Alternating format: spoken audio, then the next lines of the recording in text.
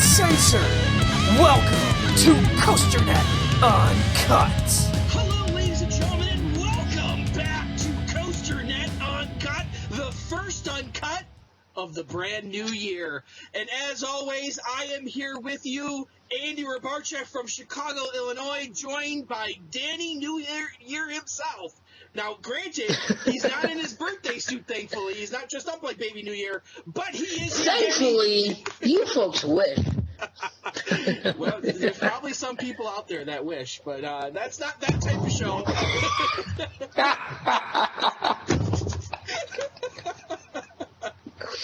All right, we're just going to move on from that. Happy New Year, everybody. Oh, my goodness. Absolutely. It's welcome back, everyone. 2017 is upon us. COASTER-net Uncut is back for the new year.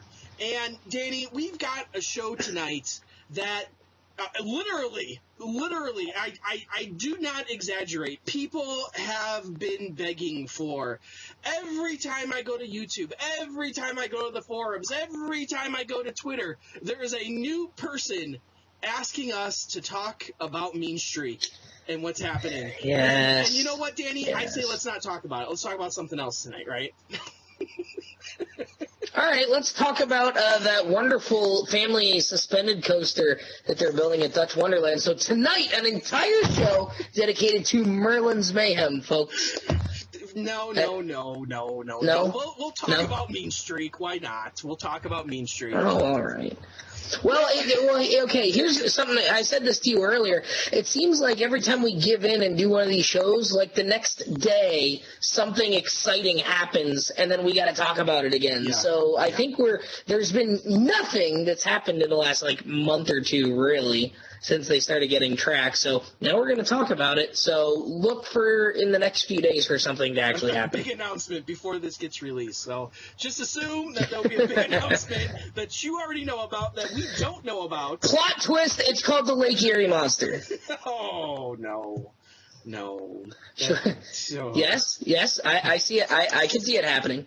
I cannot. I foresee no possible. It'll dive into an underwater tunnel a la Anaconda at King's Dominion. They will build a tunnel in Lake Erie that it will go in. That might be nice. Anyway. No, I don't think so, Danny. No. So No, probably not. Okay. Here's what we know thus far. That, I got it will be better than Raptor. We know that much. Well, so, okay. No, okay. It's going to be one of those shows tonight, I can see. Bring it back to the lowest common denominator here. We haven't done this in a while, right? I got to throw some Raptor hate out there. Oh, we have not. As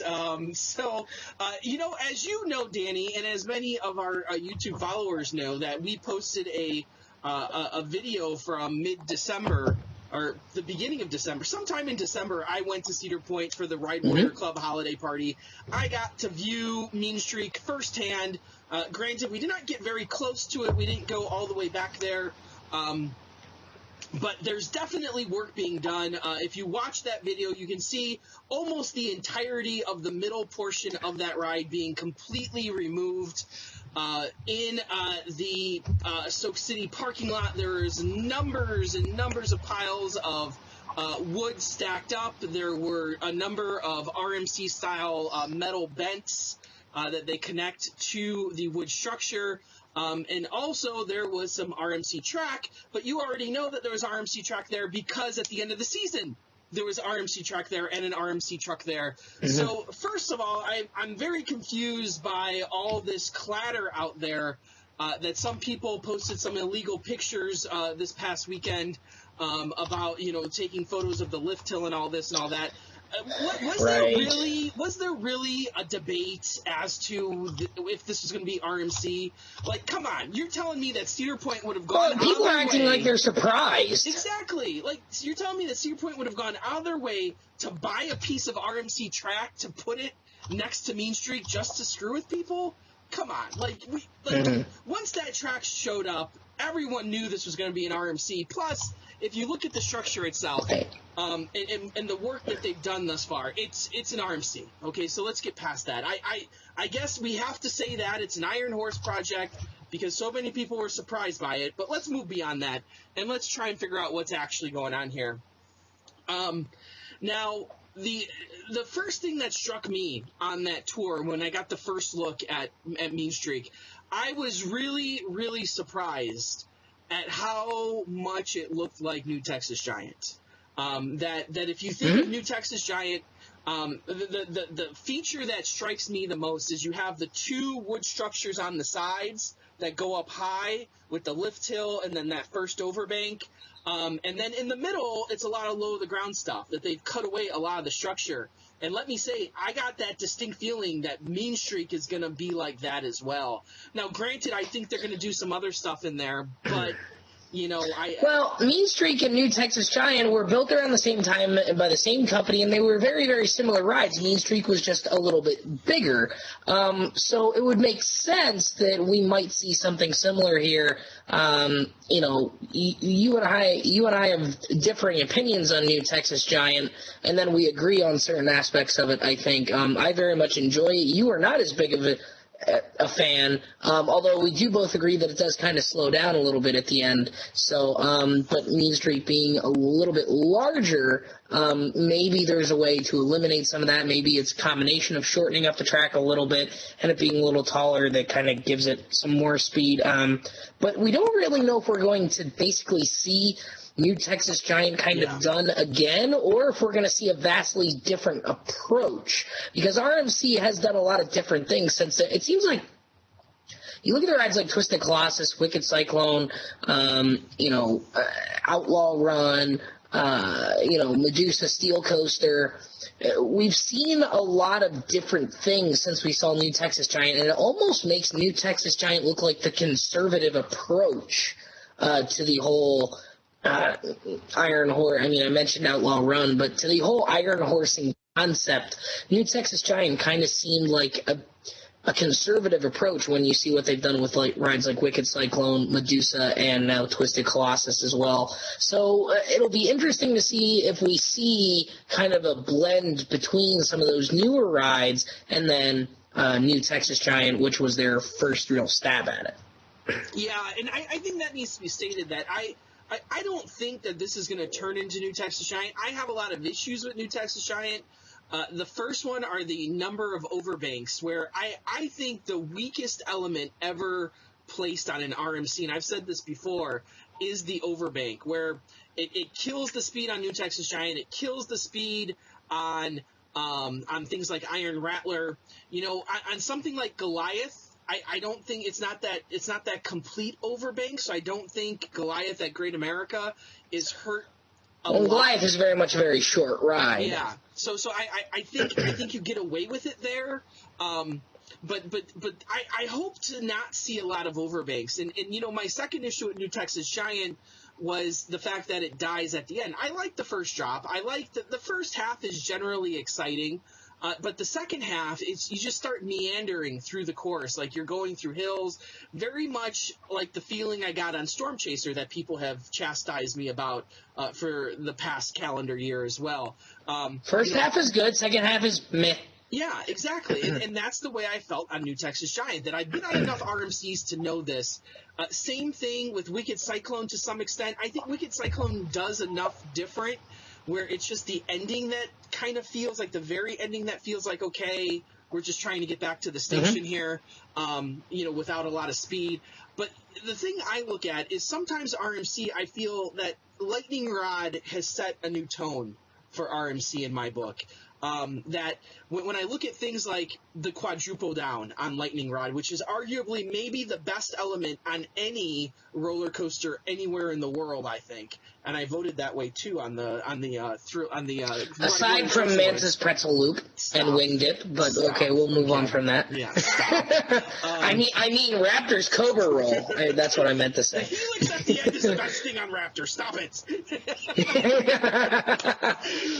The one where you get headbanged at the end. Okay. Oh my God. So I feel like the quadruple down. I feel like they started that with Wicked Cyclone. Wicked Cyclone has the double down. It's fun enough. I don't think it's an amazing element, but Lightning Rod takes it to that next level because they add the speed to it. They add the extra 2. Then you got that speed hill at the end of Lightning Rod. So I'm really excited to see what Mean Streak turns into, because I'm hoping to see some of these elements that RMC is known for But those RMC elements I'm okay with if they're done at the correct speed. And my complaint has always been with RMC, with the smaller rides, with things like even Iron Rattler's Middle, most of Storm Chaser, a lot of Wicked Cyclone, even Twisted Colossus to some extent. If those elements were done at a higher speed, 5-10 miles an hour more, those things would be a ton more fun than what they actually are now. So I'm hoping to see more speed with Mean Streak, and maybe the answer is, because the other big question out there is when are they opening this thing? And I feel I've always said 2018. I've never deviated. It's got to be 2018 at this point. I mean, we're in 2017 at this point.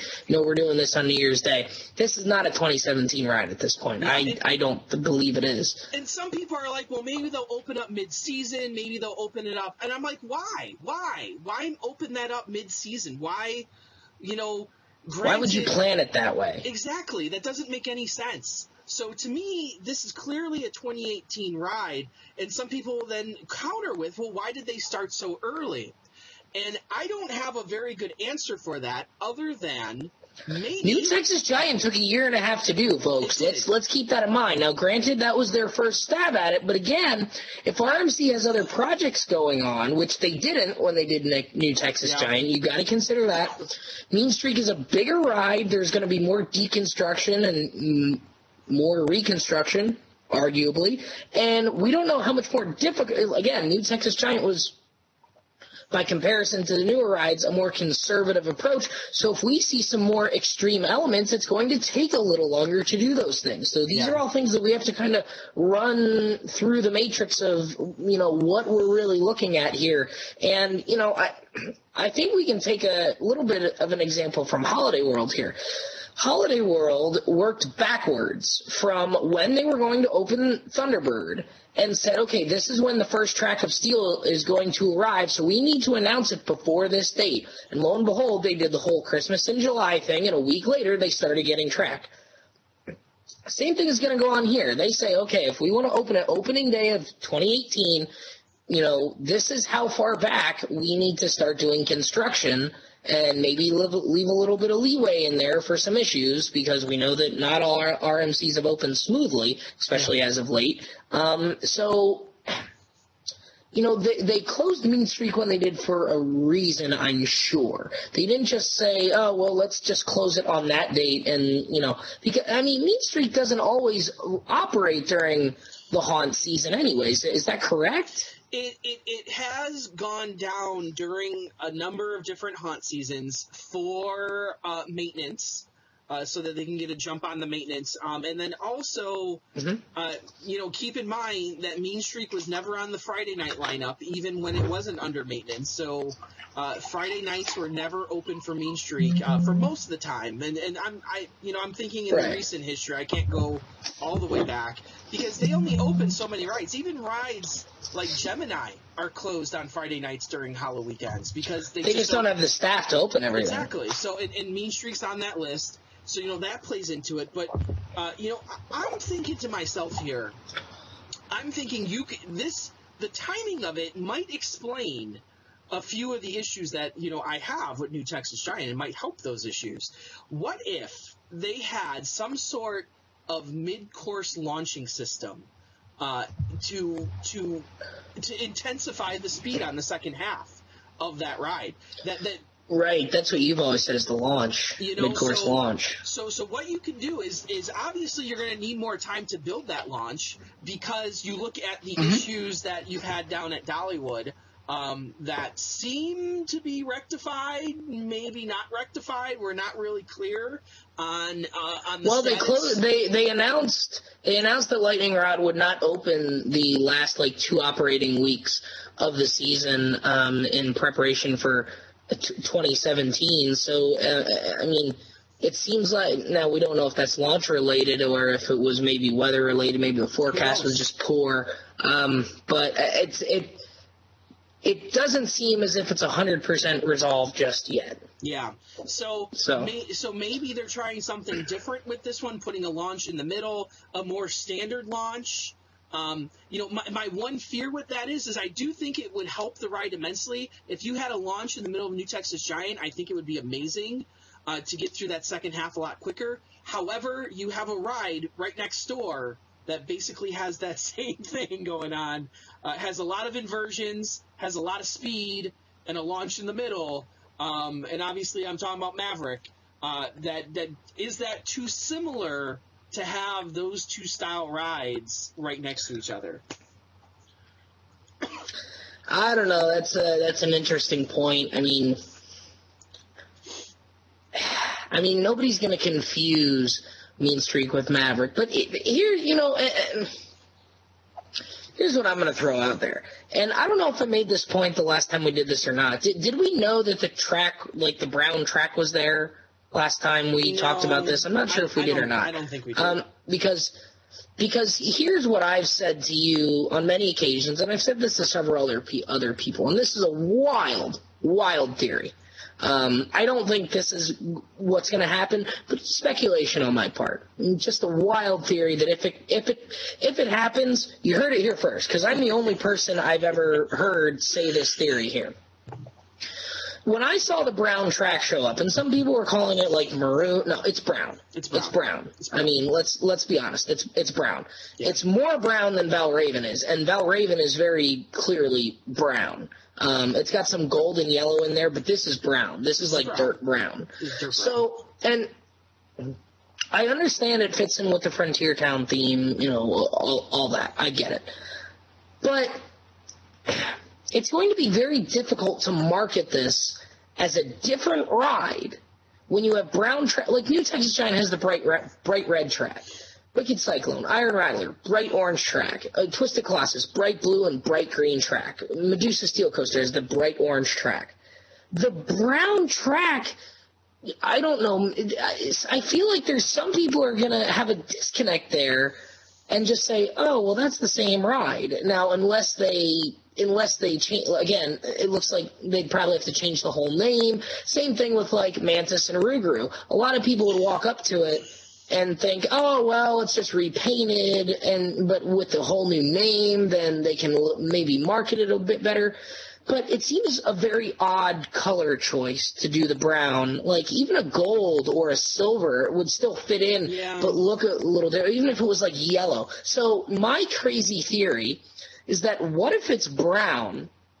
Because, let's say, instead of a mid-course launch, what if at the mid-course brake run area, whether it's a brake run or not, what if it transfers over to topper track and becomes the first ever coaster? I mean, okay, you had Son of Beast, which had the steel loop, but this would legitimately be the first roller coaster to be both wood and steel, but like the first very true hybrid in the example that it's both wood and steel. Now, you have some people that call the topper track coasters steel coasters. Throw that argument aside for a minute, because that's just too much of a gray area right there. That's not a discussion for this show.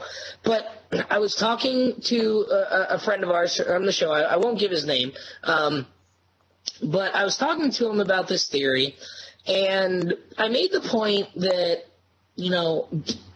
and this may not have anything to do with it, but this is all part of my theory.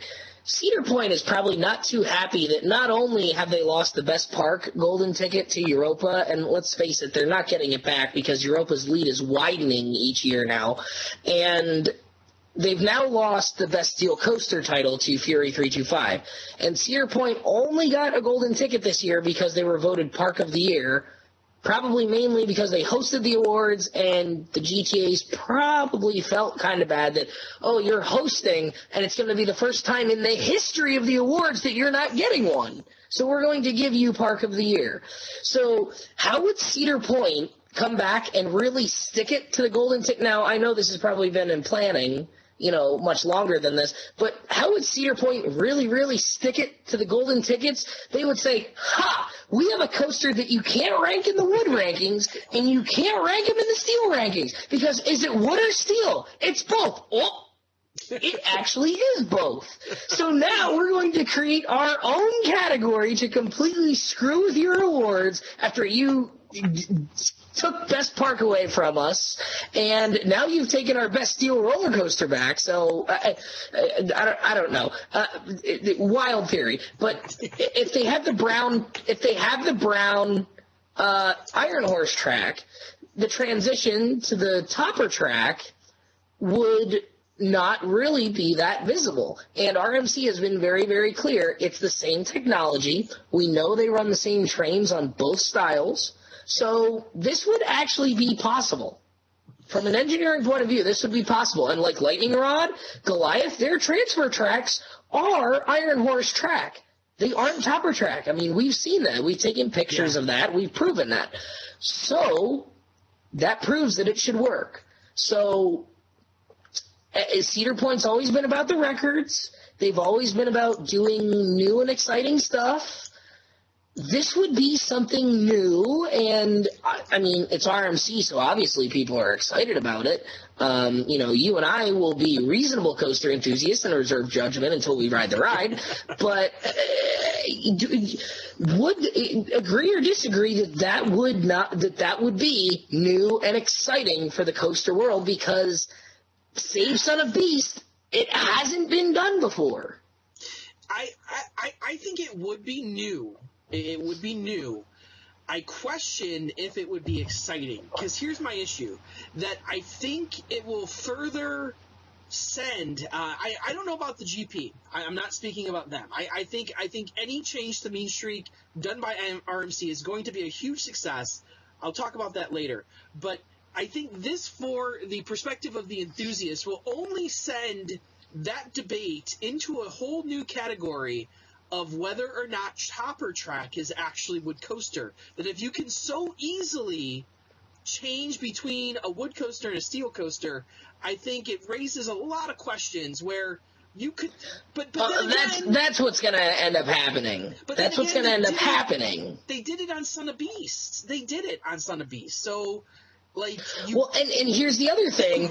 When they put the Topper track on rides like Tremors and Georgia Cyclone and the Cyclone at Six Flags New England, they put the Topper track on portions of it, and nobody batted an eye about that being a half wood, half steel coaster. Yeah. So, only when they started doing whole rides out of it did people start complaining and saying, oh, well, it's not a true wood coaster. Yeah. It's like, come on, folks. I mean, it's no less of a wood coaster than like El Toro is, or T-Express, or, the rides that use the prefabricated, manufactured in a plant just like a steel coaster. They're puzzle pieces that go together. It's not fabricated on site, whereas the RMC Topper track wood coasters at least are manufactured somewhat like wood coasters with the wooden stack and not just one, computer generated beam. I argue that there are more wood coasters than those, and nobody argues that El Toro is a wood coaster, because it certainly is. Well, and I think the bigger question for us here is, and I think, and I'm not sure what the answer is over the last few years, we've seen Cedar Point take a very decided path to having rides, to installing coasters that are a lot of fun, but don't really set the world on fire. Okay, that you look at Gatekeeper, a lot of fun, brand new coaster style for the most part, only 2 others before it, more than 2 in America, I should say. But really didn't set the world on fire. Same thing with Valraven now. I absolutely love Valraven, but there are plenty of people out there, especially one sitting on this show with me, that don't even think Valraven is the best of the bunch for dive coasters. So, well, you were the only other one sitting with me this evening. I've been very vocal that I think Griffin and Chica are both better, and I feel like I'm not in the minority there. I feel like it's it's close to 50-50. I've heard several people say that Valraven is the best, and I've heard several pick one of the other two. I feel like it's kind of a split there. Yeah. I mean, we're 50-50 on this show here, yeah, so. Well, as always. So. We're representative. We are representative of the smart enthusiasts. Yeah. So we see Cedar Point taking, like, they could have made Valraven clearly to be the best. They could have added a few extra, an extra 100 feet to it, maybe an extra 50 feet. Oh, no doubt. It could have been. It could have been. It didn't have to be close. The point that I think a lot of people are making is it's very close. And it didn't have to be close because Raptor was clearly better than the Batmans. Yeah. Mantis was clearly better, bigger, better, faster, and all that than the previous stand-ups. Magnum there was no better, Gatekeeper was clearly bigger. Now better is a matter up for debate, but bigger, longer, faster, and it's like Valraven was like, we're just gonna the speed limit's 65, we're gonna go up to 67 and set the cruise is kind of what they did there. Yeah. So you're not going to get pulled over for it. I think the big question is here: is Cedar Point going to go the route of Rougarou, which was, hey, we have a low-performing ride here. It's not meeting our expectations of what the ridership that we want on a given year. So what are we going to do? We're going to put new trains on it. We're going to have more people in there. Granted, it hasn't been an overwhelming success. But there are definitely more people on Rougarou than there were ever there for Mantis. I can tell you from being there this year a number of different times that many times there's a line on Rougarou now, whereas before Mantis would only have a line simply because of the time it would take for people to be loaded into the train. You got 3 trains dispatching. I was always a once-and-done rider on Mantis on my Cedar Point trips, and there's been a couple of times where I've ridden it 3 or 4 times over the course of a weekend. You've kind of said it's Mantis sitting down, so it's an improvement, but it's not much more. I was very, very pleased with the improvement of Rougarou. I think Rougarou is arguably one of the top 3 floorless coasters now, simply because I don't think it has the shake and rattle that a lot of the other floorless coasters had, because it wasn't designed as one. It was designed to be a much stronger ride and a more intense ride because it comes from the old school days of B&M, and I think it's more comfortable than the stand-up trains. There's still a little bit of headbanging that goes on, but I don't think it's quite as bad. I was generally very, very pleased with the improvement on from Mantis to Rougarou. So the question is that what they're striving for with Mean Streak? Are they striving to give us something that will simply add a line back there in Frontier Town? Because Mean Streak also was much like Mantis, maybe even worse than Mantis, when it comes to having a line that most of the days you could walk right up to the station and not have any issue. That there's a reason why Mean Street Henry got 10,000 rides on it. So, because there's usually nobody up there. That's why he can move around and join whatever car he wants. But that's the question. Are they trying to make Mean Streak into a #1 coaster for 2018, or are they just trying to make it have more ridership? Because that's 2 different philosophies there. Are you going to go balls to the wall and make another and do some lightning rod stuff in there, or are you simply going to make it so that more people ride it? I don't know which way they're going to go, and I don't think the structure as of right now reveals anything to us, to be completely honest with you. No, and it seems like there's being more and more done to the structure, but it doesn't give us anything. Until we start seeing track go into place, we really don't have a good sense of what's going to happen. So that's really all we got until we see more going up. And, I mean, honestly, if they're going to, winters are harsh up there in Sandusky. They may not do a whole lot of construction until the weather starts to get better in the spring. I mean, they have all spring and summer and fall to kind of do it. So, I don't know that we'll see a whole lot in the next, 2 months. Plus, on top of that, they have, if you haven't watched that video yet, I highly suggest you go watch the holiday party video, because they have a completely other project going on too right now, where they have the entire water park completely cleared out on that whole section. They are redoing the Magnum entrance gate. where they're getting rid of that tunnel that you used to walk in under, the road. They're getting rid of that. They're leveling it all out. There's going to be a new entrance plaza. They've torn down half of the Magnum photo booth. So you're seeing all that, plus the whole water park.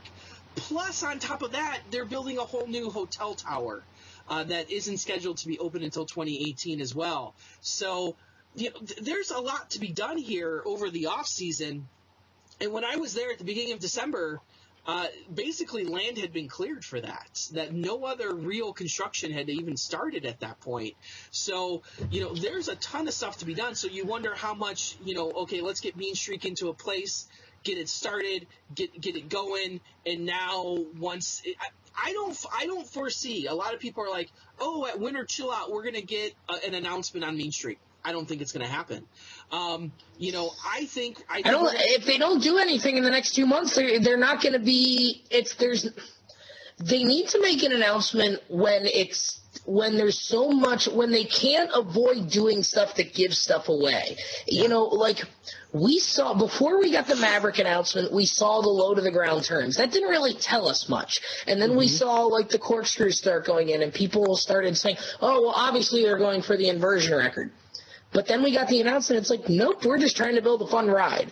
When it gets to the point where they will be doing like we got the announcement before, like, did you notice they started construction right at the bottom of the drop so you couldn't see that it was how tall it was, or it was a beyond vertical drop. You couldn't see any of it. And they saw, like, the weird stacking of the track. We didn't know what any of that was. They made the announcement, and then they started doing the stuff that was, like, important to us. So when they get to the point where they start doing important stuff and they start doing, maybe some inversions or doing a lot of really nifty kind of RMC stuff, when they get to the point where that's the only stuff they can do and that's what they have to do, then I think we're going to see an announcement, and only then. And that may not be until late next season. Yeah. If they're doing a lot of the prep work for this and all they need to do is kind of put track together, then, we may not see an announcement until, sometime in, June, July, August. Like, traditionally, they always announce in August. There's only been a few exceptions to that. I don't foresee, if it's not opening in 2018, I don't foresee much reason not to do that exactly. I think a lot of people are more concerned at this point as to what is the theme, what is the name of the ride, and those things you will never be able to decipher. Unless they start building something in the station. That for the most part, if they're going to leave the station and the entrance the same, you don't have to announce that into the very last minute if you really wanted to. So maybe we won't. Yeah, maybe we won't get all of that. I think the big thing is the layout. Once we know the layout, I make the argument that once we know what the layout is, I think a lot of this hype goes away, because you're going to get a name eventually. Like, you're going to get the name. You're going to get your merchandise. That's fine. But I think generally speaking, people want to know what the layout is and what the stats are actually going to be, what kind of inversions / elements it's going to have, how many there's going to be, how long is it going to be, how tall is it going to actually be. I mean, from the pictures we've seen, it is very obvious that the lift hill is becoming a lot steeper. Yeah. So the question is, does it become steeper and shorter and stay about the same height?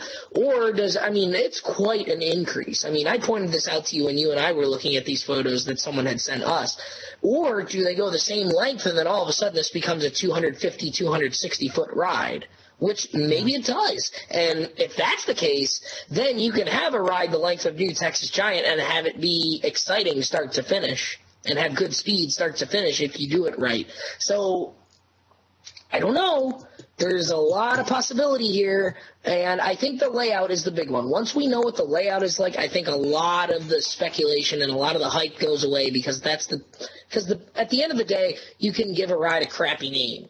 you can give it a logo. You can give it a crappy name and then give it a cool logo, and then everybody likes it. Like Manta, exactly. Yeah. Stop it. No, the one that comes to mind immediately is Gatekeeper. A lot of people are like, Gatekeeper? What kind of name is Gatekeeper? You give it a cool logo, it works, and, it kind of fits. And people cried foul about Gatekeeper for months when that name first came out, and then people love it. People really like that name. People complained about Valraven, and what's Valraven? What are we doing here? Like, but then you give it a cool logo, and hey, that's really nifty. So they could call it Big Bird's Tiddlywink Coaster, and paint it pink like Banshee, like you think it's Banshee's pink, and you could give it a really weird name, but if the ride's really good, nobody's gonna really care, are they? Yeah, Thunder Dolphin. That's the first Thunder, Thunder Dolphin. We've heard mixed reviews on that ride as a whole. But Thunder Dolphin, it's like I'm not sure if intimidating or cutesy. Yeah. So the only other big news that we have coming out of this week is our friends over at CP America's Roller Coast posted a blog with some pictures taken from across the bay from Battery Park that showed the moving of Ripcord. Now, once again, if you go back to my video at early December, Andy, can we just end the show because people didn't believe us and we're really, really smart at some point, the doubters just get to me because we kind of said this was going to happen. We voiced this concern, and we voiced it as a concern rather than a good thing. But as I was walking, and someone made the point to me the other day. I was like, "This is stupid because you're using up this land for something that could be so much better, and you could market it so much more. And you can't even market this as a new ride. I mean, you can try to, but it's going to be an upcharge. So generally people aren't going to ride it. But then it's like, well, someone said to me, well, it could just be a temporary move. That makes it even stupider. Sorry, I had to pick up my drink so that I didn't splash water all over the place. But if it's temporary, that makes it even dumber to put it here because temporary. Why not just move it to the other place? Why not just move it to the other place now? So during that I messed walk up my back, camera there. Yeah, during that walk back, there's clearly construction going on at the Shoot the Rapid site. I said, uh-oh. That was my first, when I walked by it, I'm like, oh no. Uh-oh. Yeah. And then we know what this is. And then as we walked by its old location and it was disassembled on the ground, and I had noticed, not a lot of people notice this, I had noticed, because even Cedar Point lovers out there, the greatest of the fanboys, walked by it and did not notice that it had been painted because it used to be a rusty silver. Now it's a dirty brown, much like Shoot the Rapids' old color was. And the minute I saw that, I said to myself, this thing is going in the Shoot the Rapids location. It matches the theme. If they were moving it anywhere else, it would have had a brand new lighting package on it. It would have been multicolored. Like, come on, this thing's going to the Shoot the Rapids location. And lo and behold, we find out this past week that indeed it has been erected over there. Now, I do think it's taking up a large piece of plot land. And I'm not going to sit here and say that something cannot be done back there, because there is a whole lot of area still to still work with. Sure. But the idea that a lot of people had was that you would have some sort of GCI Woody go back there. And unless you are running that Woody now underneath Millennium Force or around Millennium Force or interacting somehow with Millennium Force, I just don't see it happening. Dinosaurs Alive is on the other side, but if you look at an overview map of it, you have the whole pool, the splashdown pool on the island, which is a lot of area. But now losing that whole entrance area with where Ripcord is going, I just don't see how you do it. You could put something else back there. I don't know what that something else is, but I no longer see a Woody going back in that area. What do you think? They can put a Larson Loop there. They could. Or one of the new Skymax things. So I don't even know what they're called. We're not the pretzel things that are like Larson loops. The Skywarps. Yeah, they could. Yeah. Clearly roller coasters in your book as well. Well, Larson loops, yes. Skywarp, I haven't been on Are we having a change of heart, are we? Well, I don't know about Skywarp. I haven't been on it, and I don't know if it's gravity-powered at any point. I do know for a fact that Pipestream is, and Larson loops are. At some point during the ride cycle, they are gravity-powered, so there you go. But what I'm going to go back to here is my new prediction on the 5-year plan that we always love to talk about, is I do now believe that 2020 is going to be the wood coaster, not in Frontier Town, but rather somewhere on the beach. That anytime Rob Decker talks, he always talks about wanting to bring back a wood coaster on the beach. And I don't know how you get it done. I think it's a combination of tearing down the old Dolphin Stadium, maybe moving Wicked Twister, maybe using more of that Wicked Twister midway, because that's a really huge midway. Tear down Windseeker? No, that's not going to happen. You could move Wicked Twister somewhere else. Maybe you move Wicked Twister over to where Dinosaurs Alive is, but then you have... No, what about Windseeker? I said Windseeker. Yeah, I know you did. I'm ignoring that comment, because you are not moving Windseeker. You are not moving Windseeker. Why not? It goes too far into the ground, and it hasn't stranded people on it in a long time, so... Not that one. We're not going to talk about what happened at Knott's the other day. No, we're not. We'll just leave that. We'll let that Sky Cabin, may it rest in peace. Yeah, seriously, because that was crazy. You know what? Now I do want to talk about it. Like, how crazy was that? That they are literally have firemen rappelling down from the cabin with people in their hands. Like, that is how they're now. Okay, But that's not the topic for discussion. The discussion is if you're stuck on a ride up there 130 feet in the air for 7 or 8 hours, how many people on that ride had to poop? Yeah, seriously. I don't even want to think about the logistics. We know they all had to pee. Let's be honest. We know that they all had to go number one. Yeah. I mean, now I was told by an anonymous source that most rides like that are actually set up to have some sort of plan in place, like they have some sort of biohazard bucket on board, hidden in some compartment. Yeah, that's true. Yeah. But, I mean, what, you close off the walls to, like, the one corner and you take turns? I don't know. I don't know what you do. Like, I don't want to know, but I want to know. I don't want to know you know? I am of the camp. You don't go into the back of McDonald's and watch how food is made. You don't go... Now, if it was Space Spiral, don't you have the option of just opening up the downstairs and then, the upstairs for the guests and then the downstairs, it all flows downhill, right? Yeah, I guess. Anyway, so with Ripcord, I don't see a wood coaster going back there. I'm going back to Rob Decker. Doesn't seem like it. Talking about the coaster on the beach.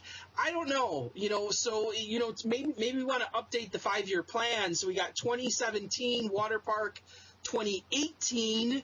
Is Mean Streak bringing them back up to what number? 18 coasters, is it? According to their count? Well, they would stay at whatever they were at this year because they would lose one and then gain one. So then you still are in... I think you're still at 18, right? Why... What did RCDB do? Why are they listing at 16 now all of a sudden? Because Mean Streak is considered defunct, probably. Oh yeah, because Mean Streak's defunct, and they don't count Pipe Scream, and they don't count Gemini too. As some enthusiasts do. Right. So by the park's count, they are currently at 17 with Pipe Scream. With Pipe Scream. So then a new Mean Streak would be 18. With a new. Well, no. Because Mean Streak would put them at 18. Yes. So with the park doesn't count Gemini as 2. No, it does not. With the redo of Mean Streak would put them back at 18 by the park's count. And then so if you do the wood coaster in 2020, that would be 19. So you're still missing one in between there. Also, I should note that do you do a kitty coaster? Well, it sounds like they've soured on the Trio Tech dark rides as well. From all discussions that I've heard with Cedar Point Brass, you know, they kind of said we'd be seeing these dark rides roll out more and more, and ever since Iron Wreath, there's kind of been a halt on that. So maybe we're not going to see that. And the dark ride experiences we've seen since then, like the Plants vs. Zombies and the Mass Effect, have not been Trio Tech. So yeah. I mean, you know, they've gone kind of a different route with the whole interactive theater. Now, they did say they would, like, do the amusement dark, and they would have this dark ride type of thing, but we haven't seen it in the style we have, so I don't know that we're going to see one at Cedar Point now either. So that kind of opens up a possibility maybe for something else. So that mysterious 19th coaster is what we're looking for. If you still want to get the 20 coasters in 2020, we're still missing that mysterious 19th. That, like you said, we have been told that their 150th anniversary will be 150th will be a 2-year celebration in both 2020 for their 150th season, and then the 150th year. So it will span both 2020 and 2021. Now, it would make more sense to get the 20 and 2021, but we've been told we can expect big things for the celebration. So I don't know. Maybe we see big back-to-back coasters and they hit 20 in those 2 years. I don't know. I don't know. You know, well, I think we should end it there for tonight. The last it's a good discussion, though. It was. You know, we have some new information, not a ton of new information, but some. But before we go, we do want to mention that we will be leaving the Ride Warrior Choice Awards open for only a few more days. I think we're going to close it officially on the 7th. We're not going to advertise it anymore for people.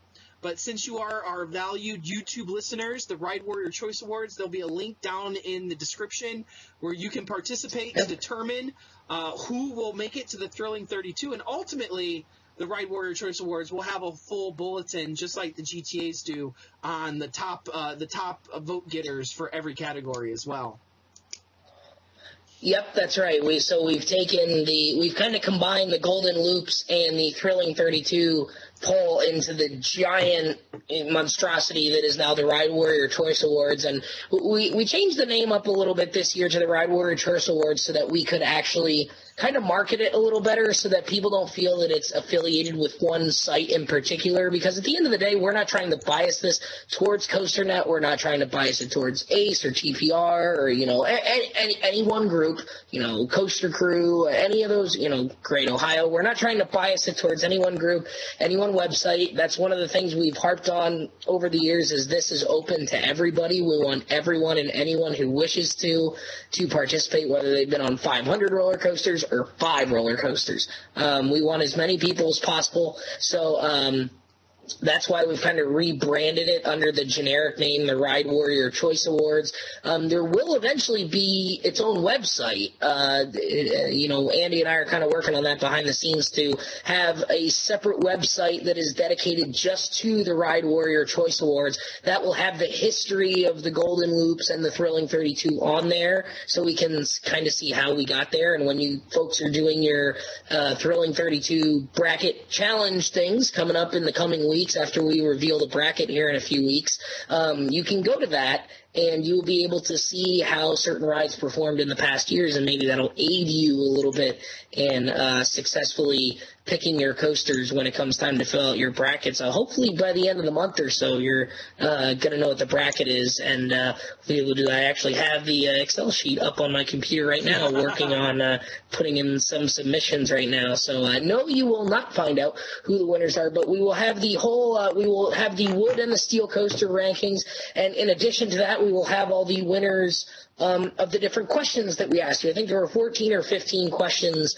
in addition to the coaster rankings. We have our, you know, standard ones like best park, best new ride, you know, favorite dark ride, favorite shooting dark ride, favorite non-shooting dark ride. But we also threw in some Andy, you and I like to kind of change things up every year and ask different questions each year to kind of keep it interesting. So we've put some different ones on there, like best night ride, favorite park entrance, favorite virtual reality coaster, favorite element. We've had some on there, and then ones that we've done, most overrated, most underrated. Least favorite, kind of some fun ones like that too. So we'll have all those winners. We might, I think we haven't decided how we're going to do that. Maybe we announce those winners in a separate show, and then we'll immediately follow that with the bracket reveal show, and then we'll kind of go on our Thrilling 32 run once we get into February. We're kind of pushing it up this year so that we have the winners announced for 2016 just before we get into the 2017 season. In the past, we've kind of bled into the opening of the season, so we're kind of going to try and wrap it up right before the parks start open to kind of get you in the mood for 2017. So that's kind of the plan moving forward there. Well, ladies and gentlemen, thank you for joining us here on our first episode of 2017 of COASTER-net Uncut. We have a great year planned. Hopefully this year is just as great as last year. And thanks to all our great listeners out there and watchers who have made us so successful here on YouTube. We're looking to 2017 topping what we did in 2016. So, as always, I am Andy Robarchak from Chicago, Illinois. And I'm Danny Miller from Binghamton, New York. And right on, Ride Warriors. Thanks, guys. See you next time.